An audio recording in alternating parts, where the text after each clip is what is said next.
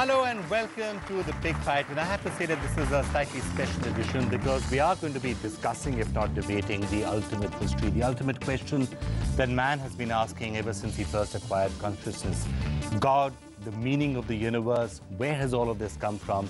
Now this week, science says it has discovered a new particle that some call the God particle. And again, that set that old debate going. Science versus religion. Is there really a clash? Are we any closer to understanding the meaning of the universe? Are we any closer to understanding whether there was creation, and if so, who or what was the creator? And that's what we're going to be talking about in The Big Fight. And I have to say, I have a really, really fantastic panel. I can't think of too many better people to help us understand these mysteries. I'd like to start off by welcoming Sadhguru Jaggi Basudev, who's a spiritual guru, founder of the ISHA Foundation. It's an honor to have you with us right here in the studio. Thank you so much for being with us. Dr. Pusp, bhargav, molecular biologist, has been studying this from the scientific side, and we'll be fascinated to hear your views.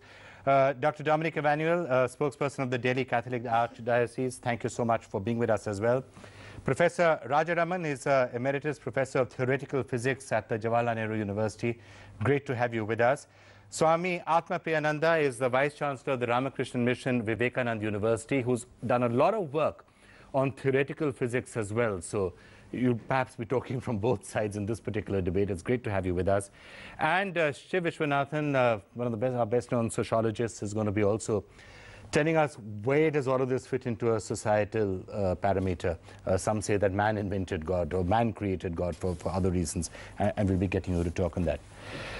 Sadhguru, there's been so much interest this week that a God particle has been found. Now, I know the term is something which many find contentious, but again, it's made people wonder about the nature of existence itself. And science thinks that it has now come up with a standard model that explains existence. The scientists are becoming market savvy and media savvy.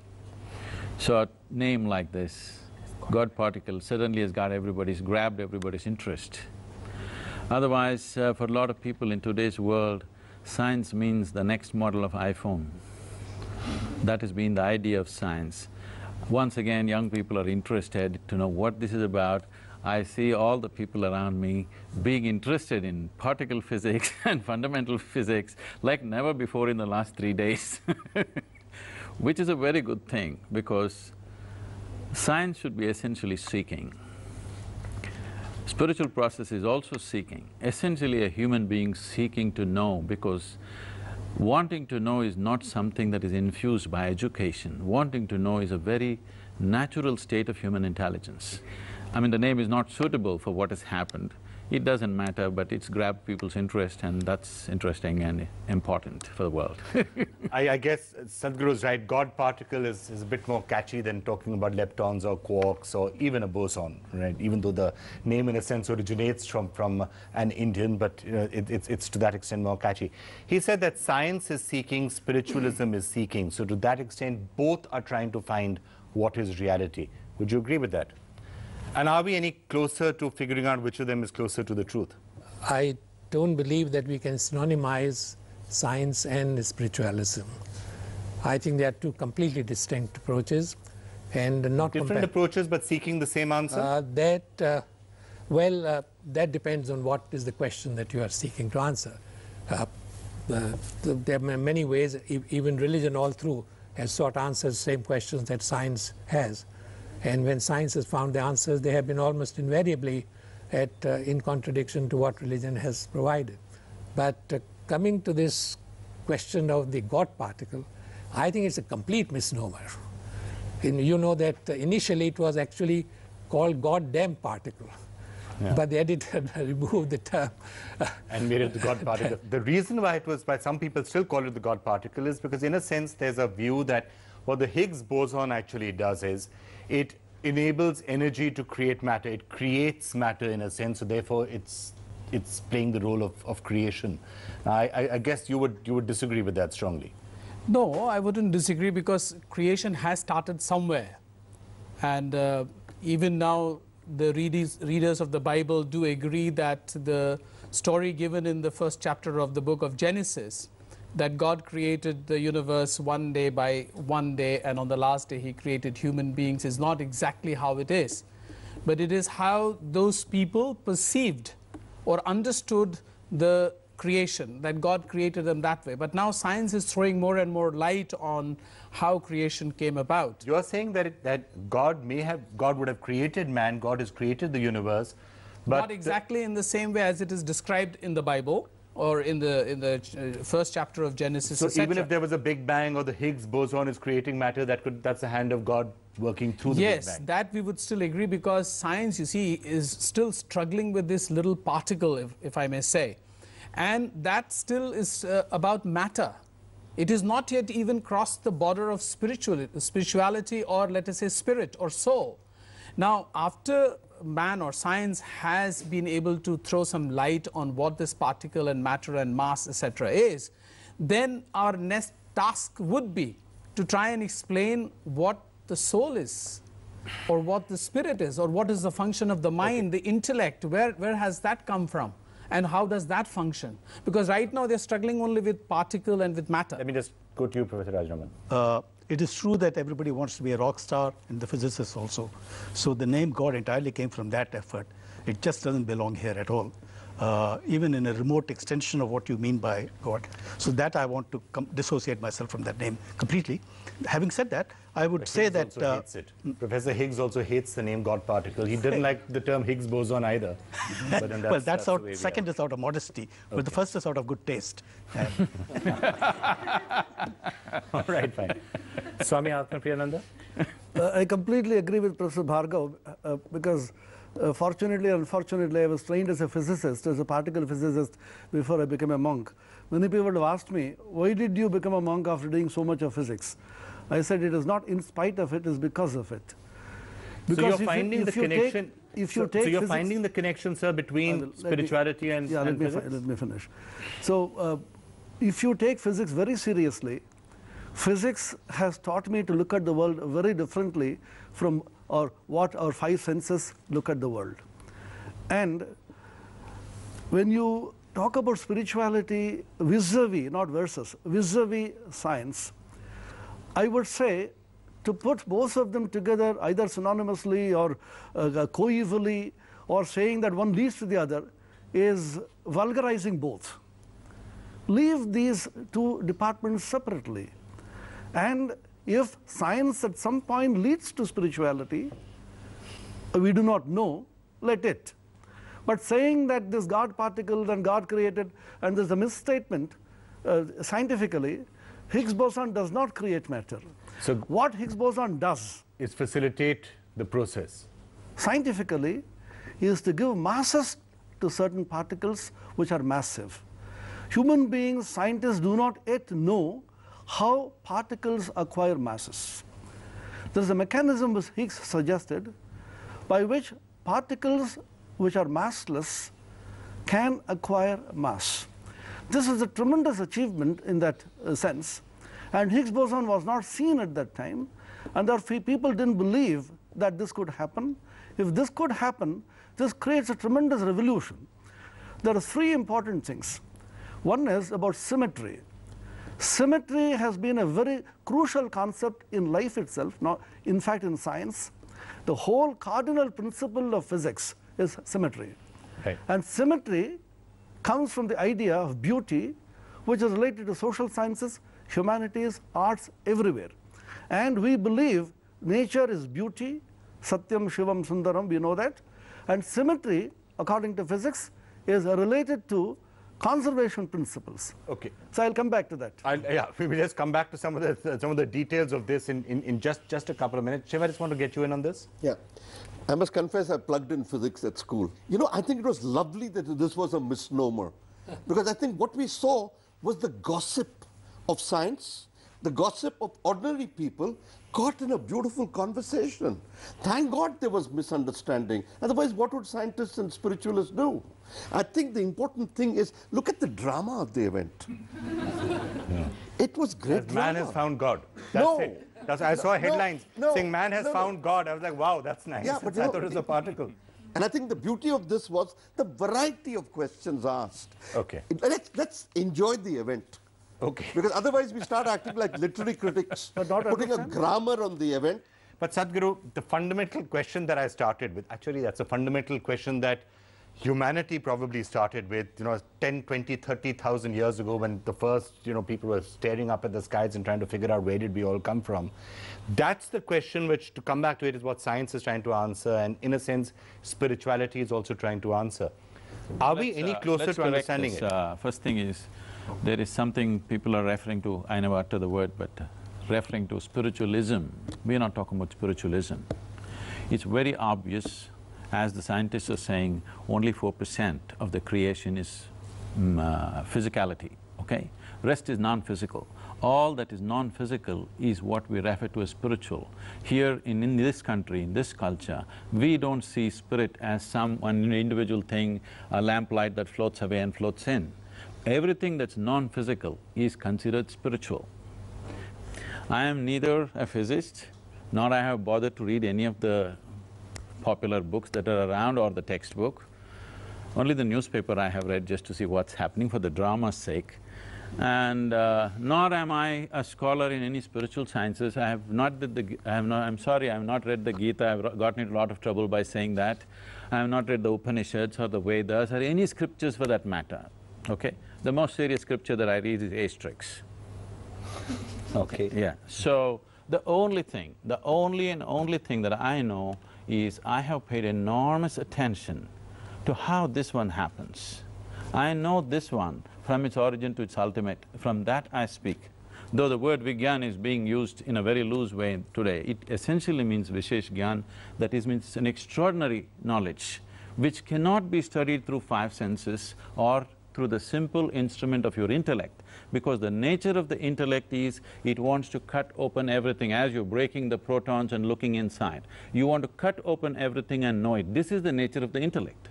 Intellect can only dissect and understand. Would I know Vikram if I dissect you? Would I know you?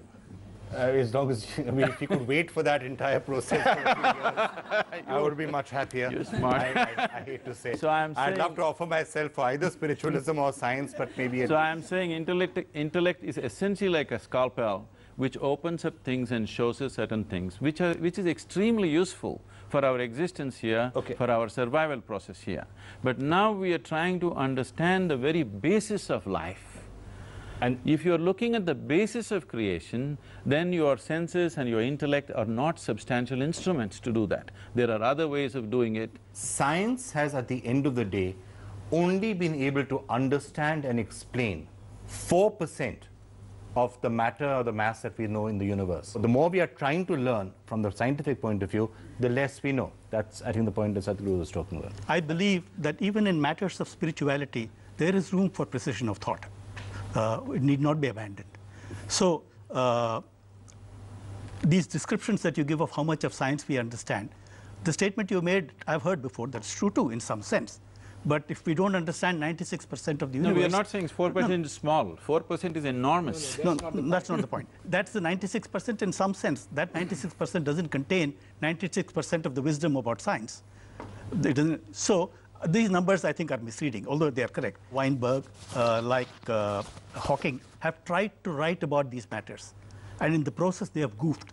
These are people I admire greatly. But in their books, you'll find sentences here and there about creation, about God, which, if taken literally, is misleading. You have to go and talk. Why did you put that sentence in? I think both groups are seeking. Somebody asked, are they seeking the same thing? No, they're seeking something. But that they are seeking is a very common point. That is true. From the beginning, it has sort of been clear that they're seeking different things. And all the explorations of science have never really been meant to explain God or understand God. It's something which is considered outside the purview, not unimportant, greatly important, but outside the purview. The word is metaphysical rather than even spiritual is the word I would use. So I think these two pursuits should be left to go independently. I have been reading, and I was reading this book, for instance, The Language of God by Francis Collins, who headed the Human Genome Project. And he describes in his book how he traveled himself from atheism to believing. And therefore, I would not say that these are two completely different things, and those who are scientists are not going to be involved in spirituality or would not find God. Many of them do actually, and in this book, he talks about a survey done twice in the United States, once in 1916 and then again in 1997, I think, where they put exactly the same questionnaire to scientists whether they actually believed in God. And according to them, 40% of scientists say that yes, they do believe in God and they have faith. Is there a conflict between science and God? Can a scientist believe in God? There's a tremendous conflict between science and the concept of God, which is crucial to the dogma of religion. There is no question about this. I think we must be clear as to what are the Sir, if I could just ask for an amplification of that. Are you saying that if you're a true scientist, you cannot believe in God? If you are a true scientist, then you would not find any need to believe in God. There would be need to believe in no God. need to believe in God. But that is what this is saying. Survey is saying 40% of them do believe. May I answer that survey? You see, there's scientists and scientists. When this survey was done, you took anybody who has a degree in science, you counted that.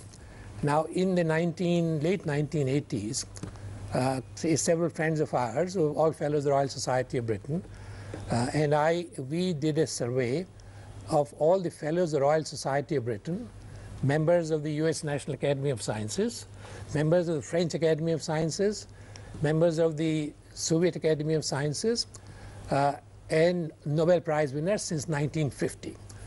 Between the half a dozen of us, we knew most of these people personally. And we came to the conclusion that over 98% of them were declared non-believers. The point is that whatever we don't know, the only way to know is through the method of science. okay, I don't want to come back to the believing. I'm just coming back to the conflict between science and God. So I'm going to come to you, but the one important thing is I have never uttered the word God till now, if you've not noticed that. I'm not talking about God. First of all, you can consider yourself a seeker only if you have realized that you do not know. If you believe something, you cannot consider yourself a seeker. So, seeking comes out of realizing that you do not know. Now, somebody thinks their seeking is purer or better than somebody else's seeking, that is a very prejudiced way of looking at life. So, there is no such thing as my kind of seeking and your kind of seeking. Everybody may seek in their own way. As long as you're seeking, there is a possibility. And these possibilities can be multiplied in different ways, these possibilities can be approached in different ways. Right now, thinking this methodology that's been established by Western methodology of a certain type of logic is the only way to seek, it is the only way to seek if you're always trying to convert science into technology. Essentially what this means is, we are always looking at the universe as to how to make use of everything. I think it's a very crass way of existence. Sanjay, I just want to ask you one question. You know, at the end of the day, a lot of the work that you yourself have done, and there are a lot of people who have been arguing this, especially in the recent days after this, is that actually there's not necessarily a clash, that some philosophical beliefs, for example, there are a lot of people who say that in the Upanishads, in Vedanta, there are theories that are not completely dissimilar to what has actually been discovered by science so far, the existence of the Atman, the existence of Brahman, where does matter come from, where does matter go away from. Would you agree with that, that is not necessarily a conflict? I would quote from Swami Vivekananda, who was a confirmed non-believer turned believer in some sense. He asks a simple question: should a religion subject itself to be scrutinized by the same kind of criteria by which secular sciences are subject to scrutiny? Yes or no? He says a big yes, and because of that, if religion goes away, let it go, and you should have gone long ago. If religion shies away from being tested by the same kind of criteria by which secular sciences are being tested, that kind of religion does not deserve to exist. That is his.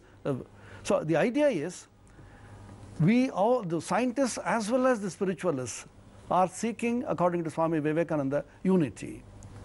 We all of us are seeking unity. We are asking the question, is it possible to have one single theory because of economy of nature, because of the beauty of nature? This was referred in the Upanishads long ago. You call it a spirituality, you call it science, by any name you call it. Kaspinna bhagavo vigyate sarvamidam vigyatam bhavati in the Mundakopanishad. What is that by knowing which everything can be known? He does not call it either the spirit or Brahman or the Atman or God, no name. Is it possible to know that one entity by knowing which everything can be known?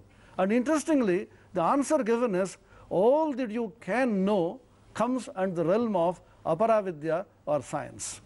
That you can know really and truly but through the intellect is only at the lower realm. Okay. Then there is a contradiction to what Swami Vivekananda is saying, that if you are saying that things can be known only through secular sciences, and if religion cannot be... I never said scrutinized. No, yeah, scrutinized. So then you are saying that religion and the spirituality can be also examined on the same way as secular sciences, but that is what Sadhguru was saying, and I would hold. You should be examined. No, I would hold that not all knowledge is acquired by senses. No, I'm not saying that. Explanation of something should come from within and not from without.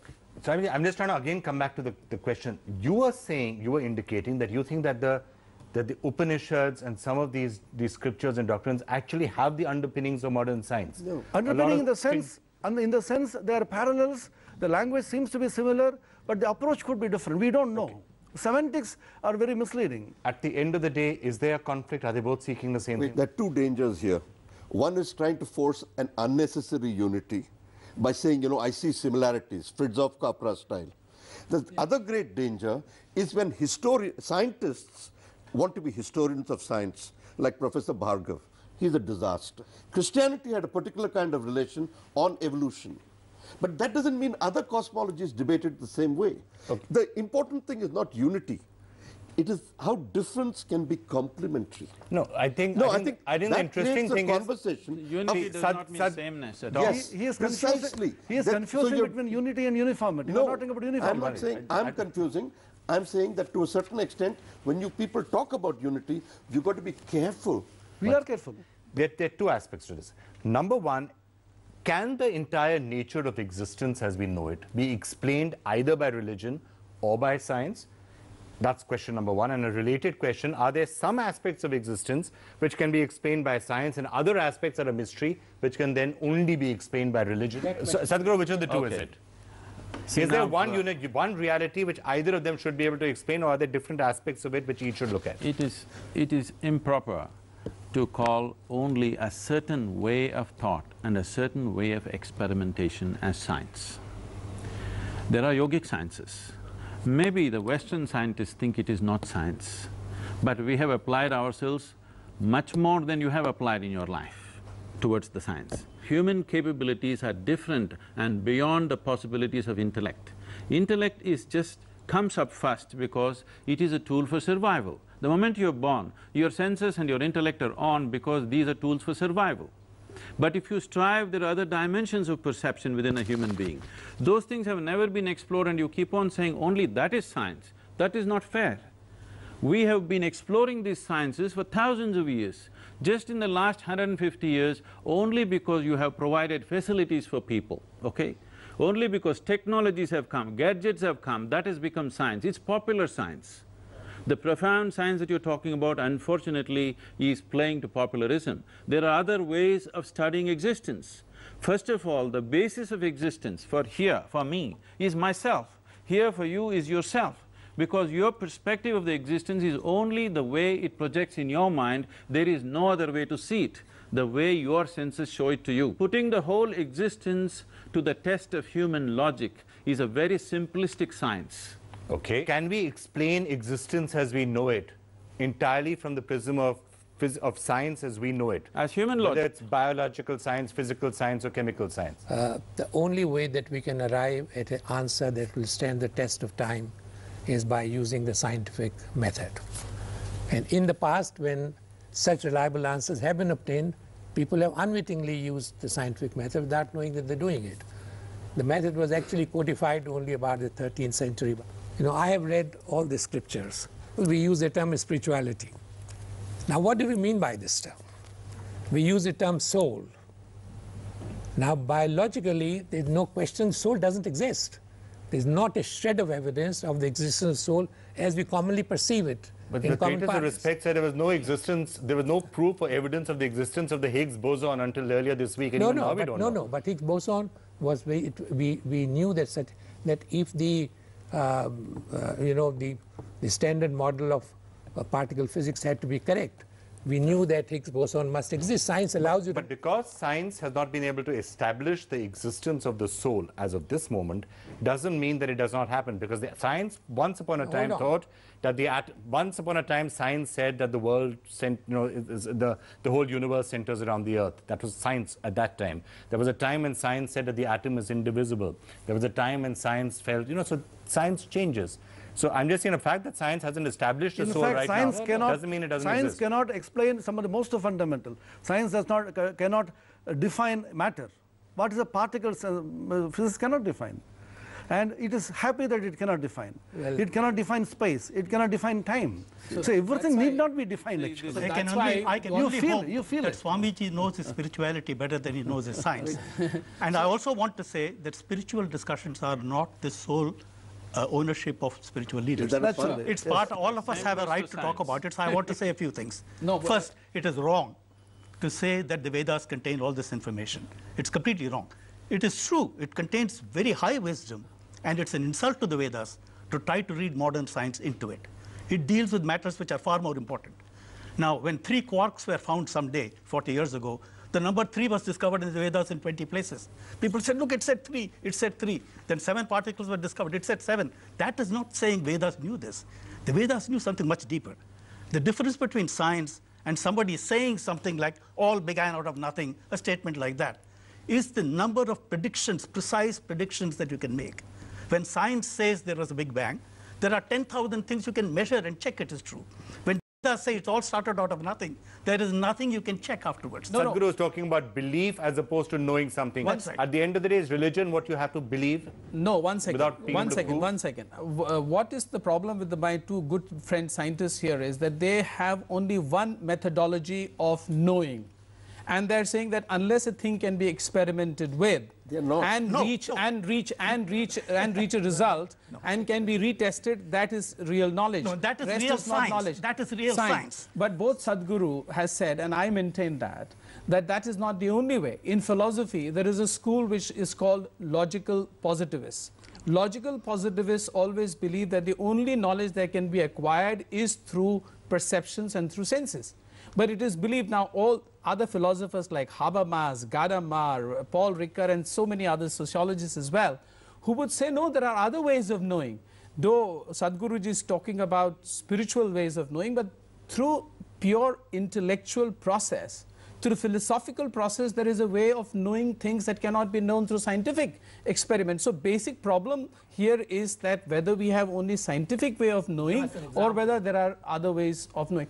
Art, for example, art, music, poetry, love, your sensitivity. Can this be proved by science? Can they be measured by science? Unfortunately, very much. They can be measured. A lot of work is being done today by some of the most brilliant scientists. How does the brain respond to art, to poetry, to music? Music has been broken down into its elements. There are different parts of the brain that respond to different aspects of music. And somehow I'm rather disappointed to hear that. It somehow loses the mystery we are going to say that this is you're going to love somebody if A, B, C, D, E happens. Allow me to You're going to like this art if the following rhythms are Allow me to make two or three other statements. Yeah, something went wrong. Please allow me to make just two brief statements. One is that there's nothing wrong if it turns out, as I believe will turn out, that we are genetically programmed to respond to beauty. And there's a tremendous amount of evidence that we have today. Point number 1. Point number 2, that love at first sight. Don't we use that term? Love at first sight. What does that imply? Chemical reaction. We may even have love at first smell. You know, in insects we have a lot of it is chemical reaction. I happen to be very devoted to music. I do not want to know the theory of the scales. I do not want to even read music scholars. They ruin the whole thing. I just like to listen. Yeah, Similarly, I believe I am a scientist. I believe in God. I will not examine my God through my science. I think these are entirely different things. It's foolish to try to do both. We don't have the ability. You're a scientist who believes in God, but he says that a real scientist shouldn't be believing in God. This is his view. I respect Pushpa. We've known each other for a long time. That's his view. He's an extreme rationalist. I respect that. I'm not. Most people are like me. They probably do not know the science part, but they are like me. There are rational aspects of our lives, irrational. You have to live with both. If you don't have the wisdom to do that, then you get trapped in these discussions. Especially in studios like this. Okay, the point I've been trying to get you to talk about is a lot of the science out here there in the scriptures, or are they not? So the difficulty is, what kind of, take a statement out of context and say this is parallel to that. I think that's a very kind of a profane game, which we should not play. Okay. So as he said, they contain a lot of wisdom, and try to understand them as they are. They're different paradigms. Arthur Eddington is a very great astrophysicist, is a contemporary of Einstein, has a book called The Nature of the Physical World. That was written in the 30s. The last chapter, Mysticism and Science, that is the title of the chapter. There he says that we have two kinds of knowledge. One is symbolic knowledge, which is acquired through science and through measurement and through experimentation. Other is intimate knowledge, which we just feel it in our bones. We just know what it is. He gives the example of humor. Somebody says, I give a piece of joke. I'm a scientist, and I say I should now define what is a joke, what are the criteria by which a good joke can be called a joke. 1, 2, 3. Just like you subject a chemical salt in a laboratory to tests. Now, after having tested this joke scientifically, analytically, I come to the conclusion, yes, it is a joke. Now laugh. Shiv, if I can just ask you, before I go to a break, I want to really come back and try and understand whether we're any closer to understanding the meaning of existence, and that's, of course, the ultimate question to strive towards. In a sense, when both religion started and science started, as I said, it was trying to answer it. Even some of the early religions came up because you were seeing thunder, you were seeing rain, and you said, we don't know how this happened, so it was Zeus, it's Zeus doing it. Zeus is doing it, or it's Indra doing it, or so-and-so doing it, and science tried to answer the same question. Over the generations, have we tried to bridge the gap, or is that are they both locked in dogma? The beauty of science and the beauty of your quest need not be quarrelsome in the way it was articulated. There are differences. There is a fantastic sense of playfulness to both. No. But What I'm saying is, why only such a narrow pursuit is considered science? No, that's why precise. isn't science much larger than Sadhguru, that? that's precisely what I'm saying. They're not saying that. I think it's not narrow. A science senses its sense of limits and sees that as a possibility of a methodological strength. I think that's very different from saying a science is narrow. Okay. I'll give you a chance to respond to that, Sadhguru, then I'm going to take a break. See, the essence of what I'm saying is, quest is quest. Quest comes from essentially a human being realizing that he does not know. And he does not know only because he has refused to assume things.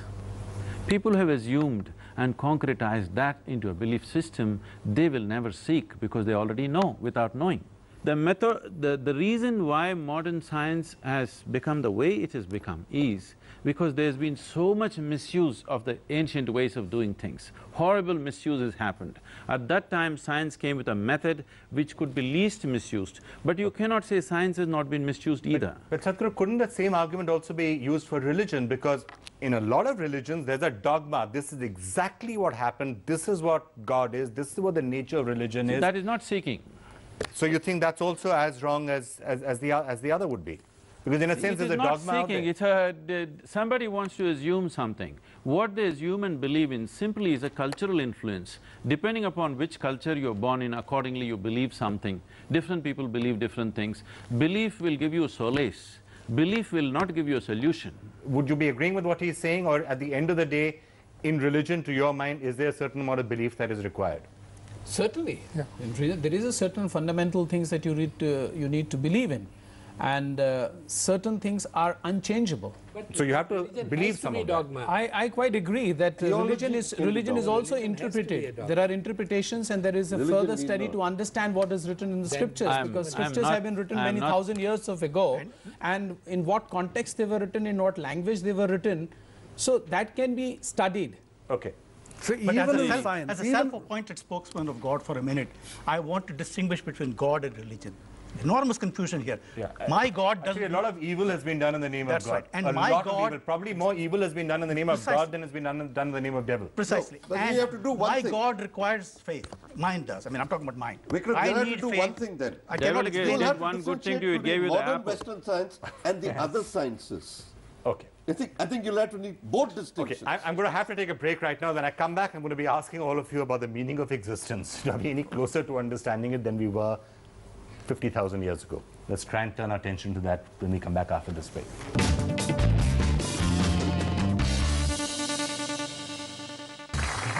Welcome back to The Big Fight. Before I come back to all our experts on this panel to try and really understand the meaning of existence, let me quickly get the audience in and see where they stand on all of this. Who has a question or a comment to make? Gentleman here. Do you not believe in the fact that science starts on the basis of a presumption and hypothesis, on the basis of which the scientists draw conclusion, take up the evidences, and then they prove their own hypothesis? Isn't it that you have already started with the narrow vision and you accordingly prove your own vision? No. And you are saying that that's the perfect theory. Okay, Sadhguru wants to bat for the scientists. For a moment. The important thing about science is it does start with an assumption, but it battles its own assumptions and tries to disprove its own assumptions. The thing with the religion, it also starts with assumptions, but does not allow any kind of question about the assumption. That is the big difference. Science does not start with an assumption. Yeah, right. Science starts with a question. The method of science has 4 steps. First is question. And framing the question is crucial because a well-framed question already takes you half the way to the answer. The second step is hypothesis. You make many hypotheses, not one, as many as you can. Third is experiment. You check these hypotheses. And if the experiment does not confirm the hypothesis, you change your hypothesis. Okay. And only when you cannot design an experiment which will disprove the hypothesis, that the hypothesis becomes an answer. Okay. The question was asked, isn't this very narrow? I think it's an important thing that you asked. Yes, science makes certain assumptions of whichever way, tests them and so forth. That is narrow only because it's not everything. Science never ever thought that it's going to explore and answer all the questions that arise inside you. At one time. At one time, or even, according to me, never. Therefore, it is limited, but it's huge. As you can see, the whole world has changed, but it's still very, very limited compared to what are the things you want to know. There's a famous statement, the corridor of science is littered with the skeletons of discarded theories. A scientist, the moment he is proved wrong by experiment, he is gladly willing to throw away his theory. That is the beauty of science. Einstein said, I made a cosmic... But Sadhguru said that religion doesn't always do that. Religion should do it, otherwise religion has to go. Okay, that's interesting. Gentleman here. So it's not that always science is, it's almost like a bad word to say God in science. Why should it have to be that a scientist should not believe in God? All right, fine. I'm going to now come to... it's not that scientists should not believe in God. just A said I scientist did, should for not God's believe in anything. Okay. Not just in God. He should not believe in anything, then he cannot be a scientist. Nor can he be a spiritual seeker. I think that's a Nor very... can he be That's a very sweeping statement. Let me finish. Nor can he be a spiritual seeker if he believes in something. Because seeking is juxtaposed with belief. Seeking means you have realized I do not know. Only those people who have not realized the immensity of I do not know, which is the doorway to all knowing, only they will believe. But that does not mean that I start with nothing. I certainly know something and I know that there is more to know. So you can say, yes, I have to seek, but it doesn't mean that I don't know anything. What Vedanta says is, you can disbelieve everything, but you can't say, I don't exist. You have to believe in yourself. Of so many Christian clerics, Jesuits, who have been scientists from 13th century onwards, there have been Jesuits who have been inventing and inventing new things, and these were all Catholic priests. All right, for God's sake. Fair enough. Now I'm going to come to all of you and ask you whether, starting with your final comments, what at the end of the day are we any closer to understanding the meaning of existence? Thank God we are not. Because that's the nature of seeking. Yes. But I think what really is, look at the playfulness of the language here. Part of it was caught in definitions. But to me the interesting thing is, unity is a mystery. But the search for it allows for tremendous varieties of difference. Fair enough. Final thoughts, sir. I will end with one story by Sri Ramakrishna, who made things so simple, because unfortunately we have been educated, we have read so much. Ramakrishna said, an ant went to a sugar hill. It ate a grain, its stomach was filled, the little fellow. Then he took one grain in his mouth and was walking back, and looking at the hill, he said, next time on, I'll take the entire hill to my small hole.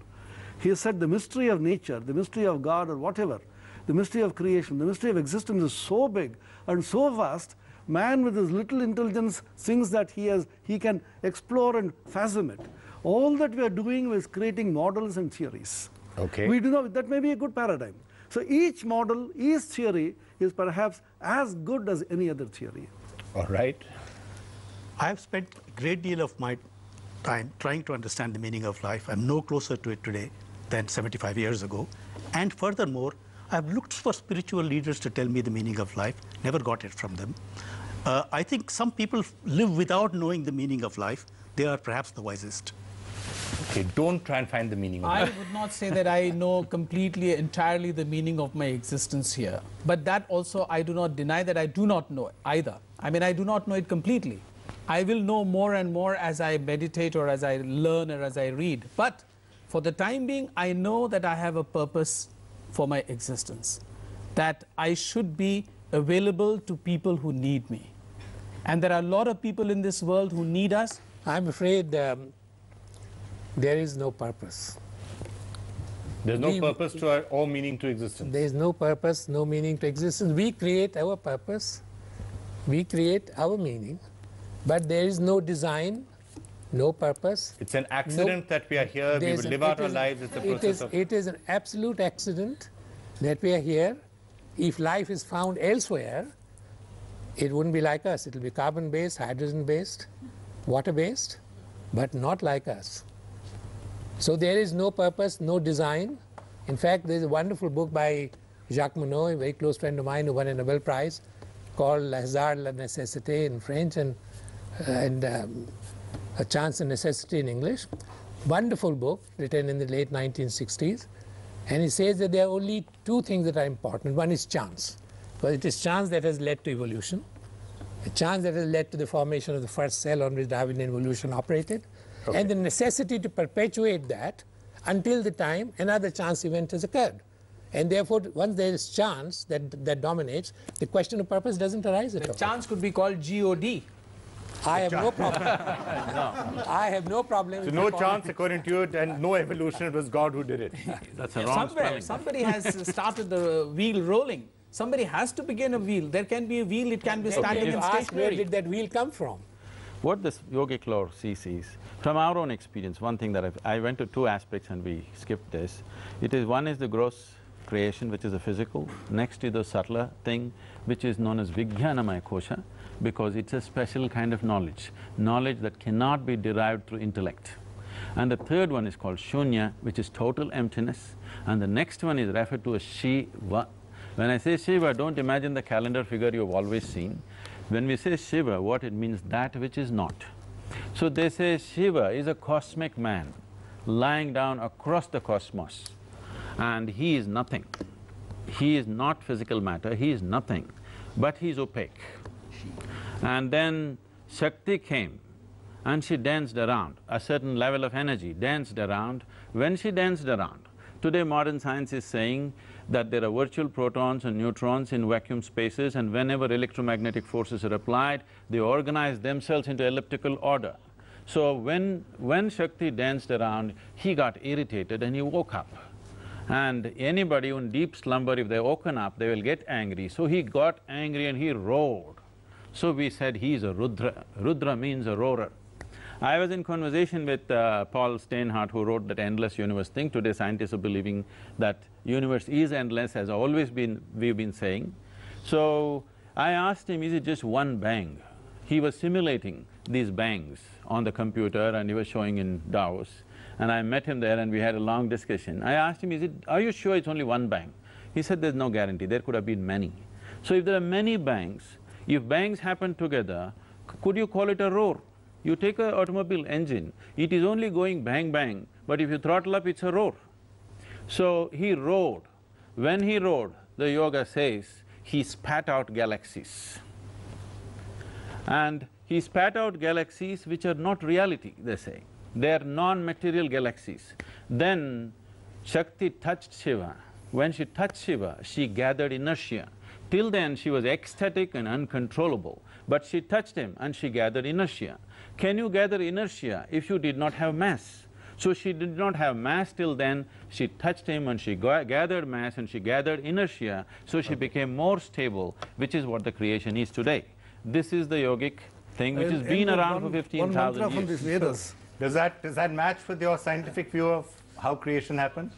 There's one point of That's view. one particular theory, highly speculative end of physics. Shall I end with one shloka from the Veda? Iyam visrishtir yata ababhuva yadiva dadhe yadivana yo asya adyaksha parame vyoman so anga veda yadi va na veda. It is 6,000 years old from the Rig Veda.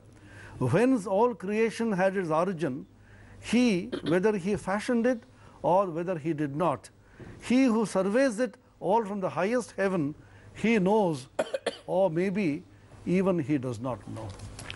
One thing that he said is there is no purpose. Yes, always we have said it's just a play, it's a leela. It is not a purposeful act, it's just a play. Why is it an accident? Why is it not a play?